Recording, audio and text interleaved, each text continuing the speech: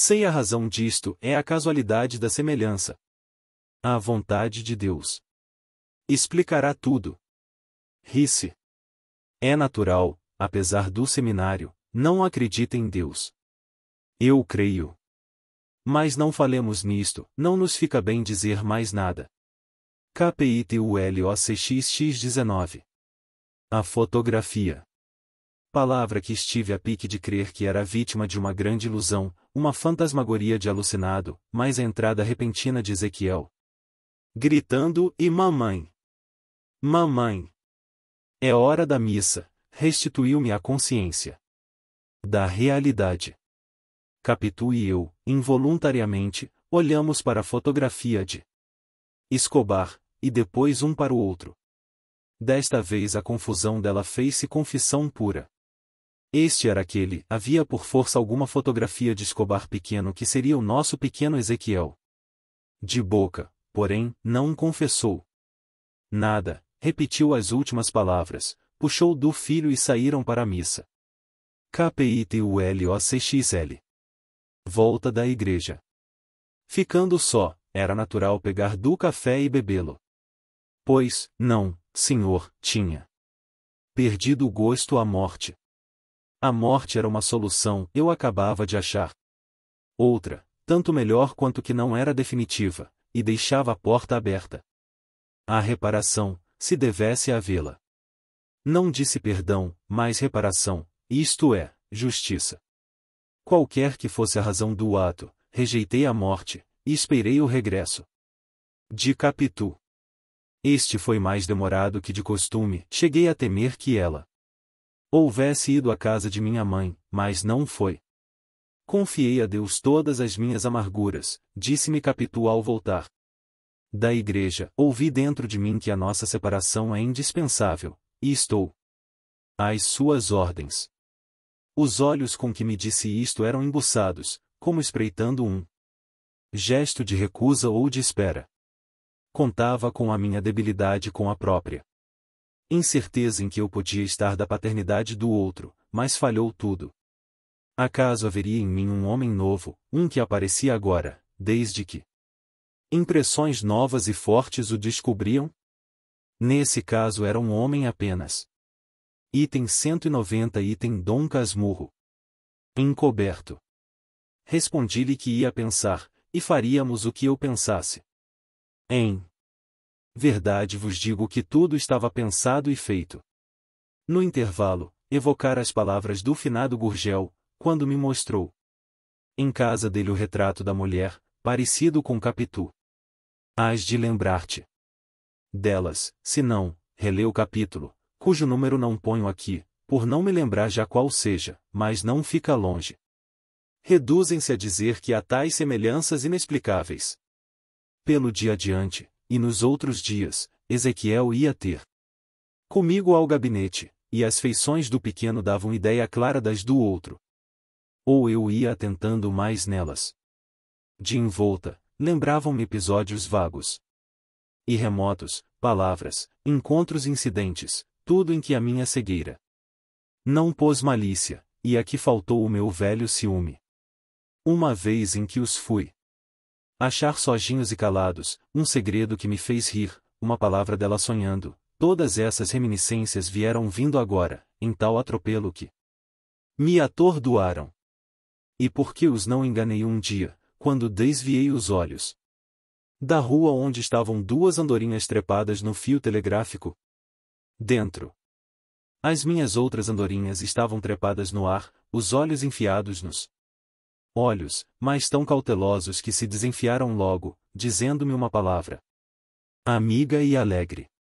Contei-lhes o namoro das andorinhas de fora, e acharam-lhe graça. Escobar declarou que, para ele, seria melhor se as andorinhas, em vez de trepadas no fio de arame, estivessem à mesa do jantar, cozidas. Nunca comi os ninhos delas, continuou, mas devem ser bons, se os chins os inventaram. E ficamos a tratar dos chins e dos clássicos que falaram deles, enquanto Capitu, confessando que aborrecíamos, foi a outros cuidados. Agora lembrava-me tudo que então me pareceu nada KPITULOCXLI. A solução. Aqui está o que fizemos. Pegamos em nós e fomos para a Europa, não passear, nem ver nada, novo nem velho, paramos na Suíça. Uma professora do Rio Grande, que foi conosco, ficou de companhia a Capitu, ensinando-a língua materna Ezequiel, que aprenderia o resto nas escolas do país. Assim, regulada a vida, tornei ao Brasil. Machado de Assis item 191 item. Ao cabo de alguns meses, Capitu começara a escrever-me cartas, a que respondi com brevidade e sequidão. As dela eram submissas, sem ódio, acaso afetuosas, e para o fim saudosas, pedia-me que a fosse ver. Embarquei um ano depois, mas não a procurei, e repeti a viagem com o mesmo resultado. Na volta, os que se lembravam dela, queriam notícias, e eu dava-lhes, como se acabasse de viver com ela. Naturalmente as viagens eram feitas com o intuito de simular isto mesmo, e enganar a opinião. Um dia, finalmente. KPITULOCXLI. Uma santa. Entenda-se que, se nas viagens que fiz à Europa, José Dias não foi comigo, não é que lhe faltasse vontade, ficava de companhia a tio Cosme, quase inválido, e a minha mãe, que envelheceu depressa. Também ele estava velho, posto que rijo. Ia a bordo despedir-se de mim, e as palavras que me dizia, os gestos de lenço, os próprios olhos que enxugava eram tais que me comoviam também. A última vez não foi a bordo. Venha. Não posso. Está com medo? Não, não posso. Agora, adeus, Bentinho, não sei se me verá mais. Creio que vou para outra Europa, a eterna. Não foi logo, minha mãe embarcou primeiro. Procura no cemitério de S. João Batista uma sepultura sem nome, com esta única indicação em uma santa. É aí. Fiz fazer essa inscrição com alguma dificuldade. O escultor achou-a esquisita. O administrador do cemitério consultou o vigário da paróquia, este ponderou-me que as santas estão no altar e no céu. Mas, perdão, atalhei, eu não quero dizer que naquela sepultura está uma canonizada. A minha ideia é dar com tal palavra uma definição terrena de todas as virtudes que a finada possuiu na vida. Tanto é assim que, sendo a modéstia uma delas, desejo conservá-la póstuma, não lhe escrevendo o nome. Todavia, o nome, a filiação, as datas.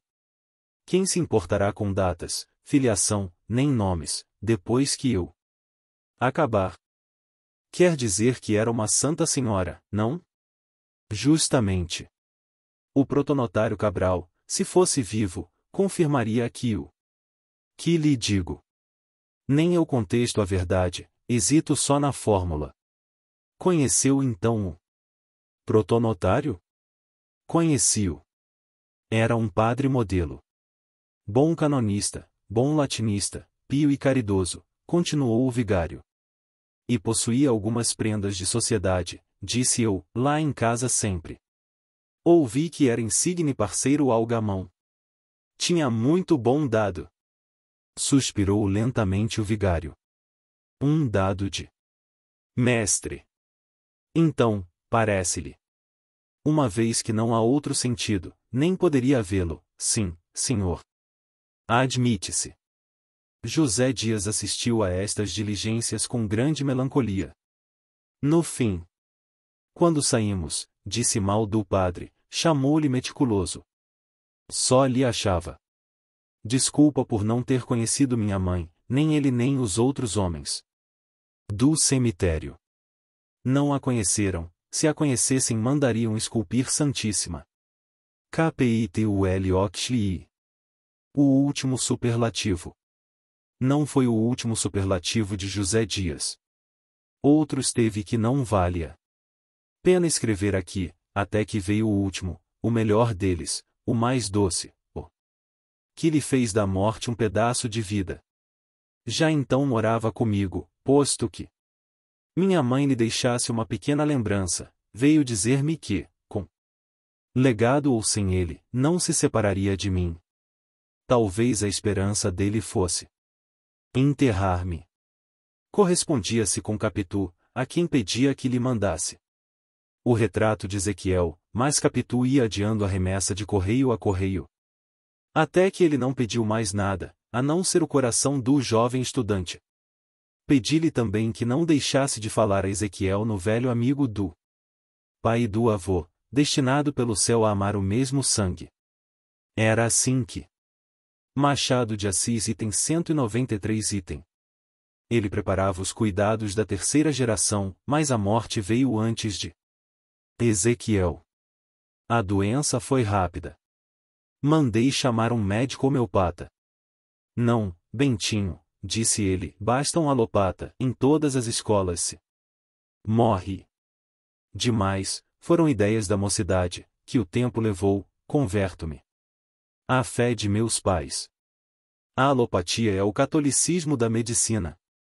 Morreu sereno, após uma agonia curta. Pouco antes ouviu que o céu estava lindo, e pediu que abríssemos a janela. Não, o ar pode fazer-lhe mal. Que mal? Ar é vida. Abrimos a janela. Realmente, estava um céu azul e claro. José Dias soergueu-se e olhou para fora, após alguns instantes, deixou cair a cabeça, murmurando, e lindíssimo. Foi a última palavra que proferiu neste mundo. Pobre José Dias! Por que hei de negar que chorei por ele? Capitol Oxliu. Uma pergunta tardia. Assim chorem por mim todos os olhos de amigos e amigas que deixo neste mundo, mas não é provável. Tenho-me feito esquecer. Moro longe e saio pouco. Não é que haja efetivamente ligado às duas pontas da vida. Esta casa do Engenho Novo, conquanto reproduz a de Matacavalos, apenas me lembra aquela, e mais por efeito de comparação e de reflexão que de sentimento. Já disse isto mesmo. Hão de perguntar-me por que razão, tendo a própria casa velha, na mesma rua antiga, não impedi que a demolissem e vim reproduzi-la nesta. A pergunta devia ser feita a princípio, mas aqui vai a resposta. A razão é que, logo que minha mãe morreu, querendo ir para lá, fiz primeiro uma longa visita de inspeção por alguns dias, e toda a casa me desconheceu. No quintal, a aroeira e a pitangueira, o poço, a caçamba velha e o lavadouro, nada sabia de mim. A casuarina era a mesma que eu deixara ao fundo, mas o tronco, em vez de reto, como outrora, tinha agora um ar de ponto de interrogação. Naturalmente pasmava do intruso. Corri os olhos pelo ar, buscando algum pensamento que ali deixasse, e não achei nenhum. Ao contrário, a ramagem começou a sussurrar alguma coisa que não entendi logo, e parece que era item 194 item Dom Casmurro. Cantiga das Manhãs Novas. Ao pé dessa música sonora e jovial, ouvi também o grunhir dos porcos, espécie de troça concentrada e filosófica. Tudo me era estranho e adverso. Deixei que demolissem a casa, e, mais tarde, quando vim para o Engenho Novo, lembrou-me fazer esta reprodução. Por explicações que dei ao arquiteto, segundo contei em tempo. KPITULOCXLV. O regresso. Ora, foi já nesta casa que um dia, estando a vestir-me para almoçar, recebi um cartão com este nome: Ezequiel A. de Santiago. A pessoa está aí? Perguntei ao criado. Sim, senhor, ficou esperando. Não fui logo, é filo esperar uns 10 ou 15 minutos na sala. Só. Depois é que me lembrou que cumpria ter certo alvoroço e correr, abraçá-lo. Falar-lhe na mãe. A mãe, creio que ainda não disse que estava morta e enterrada. Estava, lá repousa na velha Suíça. Acabei de vestir-me às pressas. Quando saí do quarto, tomei ares de pai, um pai entre manso e crespo, metade Dom Casmurro. Ao entrar na sala, dei com um rapaz, de costas, mirando o busto de Massiniça, pintado na parede. Vim cauteloso, e não fiz rumor. Não obstante, ouviu meus passos, e voltou-se depressa. Conheceu-me pelos retratos e correu para mim.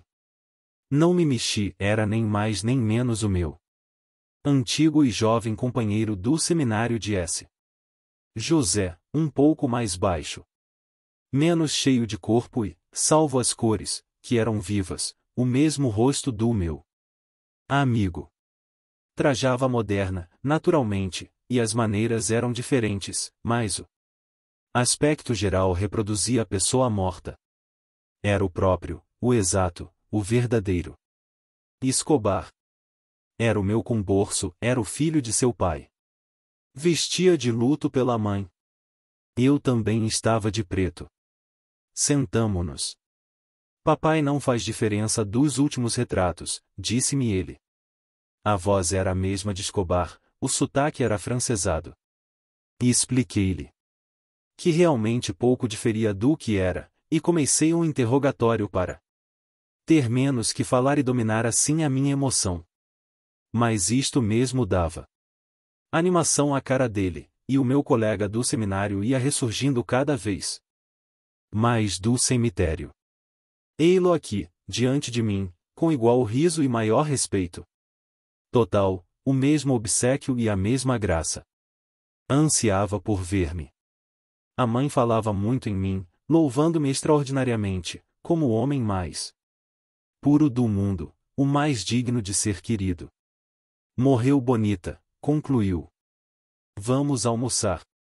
Se pensas que o almoço foi amargo, enganas-te. Teve seus minutos de aborrecimento, é verdade, a princípio doeu-me que Ezequiel não fosse realmente meu filho, que me não completasse e continuasse. Se o rapaz tem saído a mãe, eu acabava crendo tudo, tanto mais facilmente quanto que ele parecia haver-me deixado na véspera, evocava meninice, cenas e palavras. A ida para o colégio. Papai ainda se lembra quando me levou para o colégio? Perguntou. Rindo. Pois não hei de lembrar-me. Era na Lapa, eu ia desesperado, e papai não parava, dava-me cada puxão, e eu com as perninhas. Sim, senhor, aceito. Estendeu o copo ao vinho que eu lhe oferecia, bebeu um gole, e continuou a comer.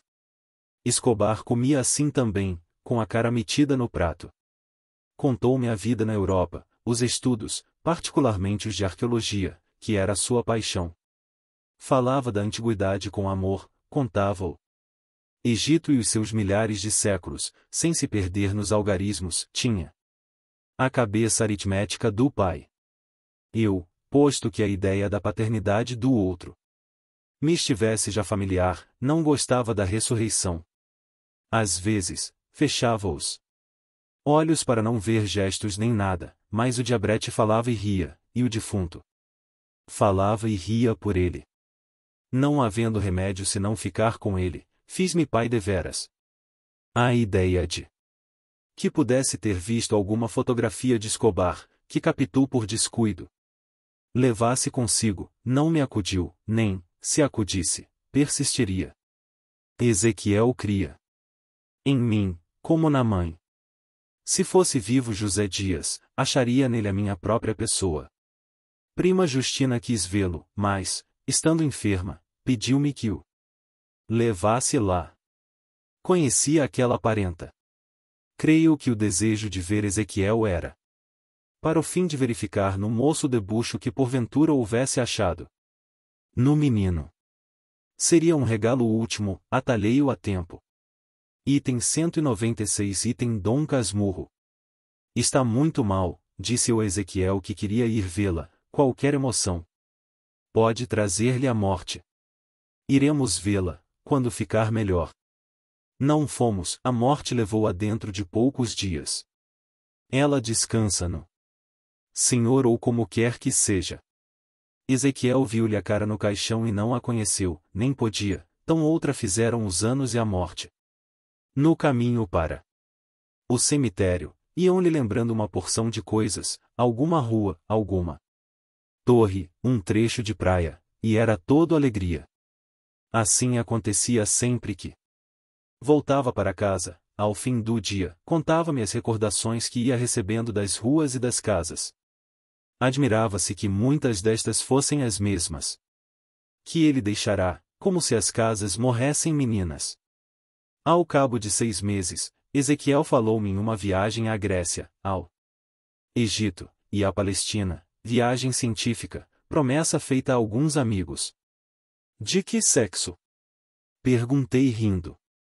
Sorriu vexado, e respondeu-me que as mulheres eram criaturas tão da moda e do dia que nunca haviam de entender uma ruína de 30 séculos. Eram 2 colegas da universidade. Prometi-lhe recursos, e dei-lhe logo os primeiros dinheiros precisos. Comigo disse que uma das consequências dos amores furtivos do pai era pagar eu as arqueologias do filho antes lhe pagasse a lepra. Quando esta ideia me atravessou o cérebro, senti-me tão cruel e perverso que peguei no rapaz, e quis apertá-lo ao coração, mas recuei, encarei-o depois, como se faz a um filho de verdade, os olhos que ele me deitou foram ternos e agradecidos. KPITULOKUV. Não houve lepra. Não houve lepra, mas há febres por todas essas terras humanas, sejam velhas ou novas. 11 meses depois, Ezequiel morreu de uma febre tifoide. E foi enterrado nas imediações de Jerusalém, onde os 2 amigos da universidade lhe levantaram um túmulo com esta inscrição, tirada do profeta Ezequiel, em grego, tu eras perfeito nos teus caminhos. Mandaram-me ambos os textos, grego e latino, o desenho da sepultura, a conta das despesas. E o resto do dinheiro que ele levava, pagaria o triplo para não tornar a vê-lo. Machado de Assis item 197 item. Como quisesse verificar o texto, consultei a minha Vulgata, e achei que era exato, mas tinha ainda um complemento, e tu eras perfeito nos teus caminhos, desde o dia da tua criação. Parei e perguntei calado, quando seria o dia da criação de Ezequiel? Ninguém me respondeu. Eis aí mais um mistério para juntar aos tantos deste mundo. Apesar de tudo, jantei bem. E fui ao teatro. KPITULOKUV. A exposição retrospectiva. Já sabes que a minha alma, por mais lacerada que tenha sido, não ficou aí para um canto como uma flor lívida e solitária. Não lhe dei essa cor ou descor. Vivi o melhor que pude sem me faltarem amigas que me consolassem da primeira. Caprichos de pouca dura, é verdade. Elas é que me deixavam como pessoas que assistem a uma exposição retrospectiva, e, ou se fartam de vê-la, ou a luz da sala esmorece. Uma só dessas visitas tinha carro à porta e cocheiro de libré. As outras iam modestamente, calcante pede, e, se chovia, eu é que ia buscar um carro de praça, e as metia dentro, com grandes despedidas, e maiores recomendações. Levas o catálogo? Levo, até amanhã. Até amanhã. Não voltavam mais. Eu ficava à porta, esperando, ia até a esquina, espiava, consultava o relógio, e não via nada nem ninguém. Então, se aparecia outra visita, dava-lhe o braço, entrávamos, mostrava-lhe as paisagens, os quadros históricos ou de gênero, uma aquarela, um pastel, uma gouache, e também esta cansava, e ia embora com o catálogo na mão. KPITULOKUV. E bem, e o resto? Agora, por que é que nenhuma dessas caprichosas me fez esquecer a primeira amada do meu coração? Talvez porque nenhuma tinha os olhos de ressaca, nem os de cigana oblíqua e dissimulada.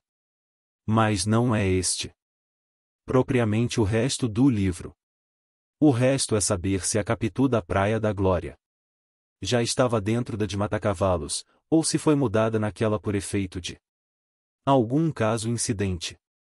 Jesus, filho de Siraj, se soubesse dos meus primeiros ciúmes, dir-me-ia, como no seu capítulo 9, ver-se e não tenhas ciúmes de tua mulher para que ela não se meta a enganar-te com a malícia que aprender de ti. Mas eu creio que não, e tu concordarás comigo, se te lembras bem da Capitu menina, hás de reconhecer que uma estava dentro da outra, como a fruta dentro da casca. E bem, qualquer que seja a solução, uma coisa fica, e é a suma das sumas, ou o resto dos restos, a saber, que a minha primeira amiga e o meu maior amigo, tão extremosos ambos e tão queridos também, quis o destino que acabassem juntando-se e enganando-me. A terra lhe seja leve. Vamos à história dos subúrbios.